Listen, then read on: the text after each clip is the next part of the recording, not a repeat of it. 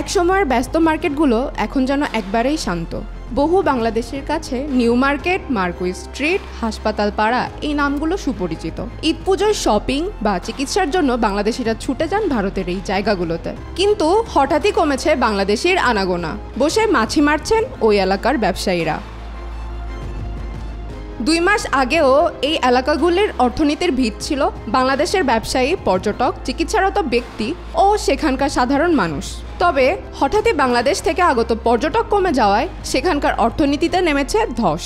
ব্যবসায়ীরা গুনছেন লোকসান। তথ্যসূত্র বলছে গত 1 মাসে কলকাতার নিউ মার্কেট এলাকার বিক্রি কমেছে 60% এবং মার্কুইস স্ট্রিটের আশেপাশের হোটেলগুলোতে আগে 60 থেকে 80% ঘর পূর্ণ থাকলেও বর্তমানে তা কমে হয়েছে 30%, অর্থাৎ অর্ধেকেরও বেশি ভাটা পড়েছে।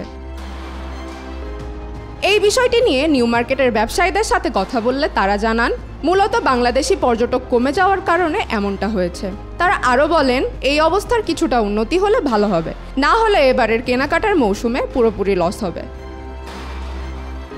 অন্যদিকে মুকুন্দপুর অঞ্চলের বেসরকারি হাসপাতালগুলো নিয়োজিত ছিল বাংলাদেশি পর্যটক ও রোগীদের সেবায়। তবে গত 1 মাসে সেখানেও রোগীর সংখ্যা উল্লেখযোগ্যভাবে কমেছে।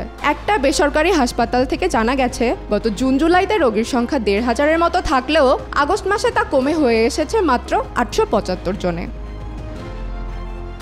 বাংলাদেশে শেখ হাসিনা সরকারের পতন এবং ঢাকায় ভারতীয় দূতাবাসে ভিসা ব্যবস্থাপনা পুরোপুরি স্বাভাবিক না হওয়ায় এই অবস্থার সূত্রপাত ঘটে।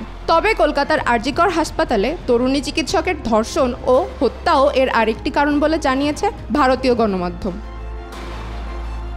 মার্কুইস স্ট্রিটও এখন শুনশান। খালি দোকান, ফাঁকা মুদ্রা বিনিময় কেন্দ্রগুলো দিচ্ছে এই পরিস্থিতির আভাস। বাস কাউন্টারে দেখা মিলেছে হাতে গোনা যাত্রীর। বাংলাদেশি পর্যটক কমে যাওয়ায় বাস চালানো কর্মীদের বেতনে খরচ হলেও উঠে আসছে না লাভের টাকা। এরকম ভাটার কারণে দুর্দিনের শঙ্কায় রয়েছেন কলকাতার ব্যবসায়ীরা। এই পরিস্থিতিতে ভারত সরকারের হস্তক্ষেপ চাইছেন তারা।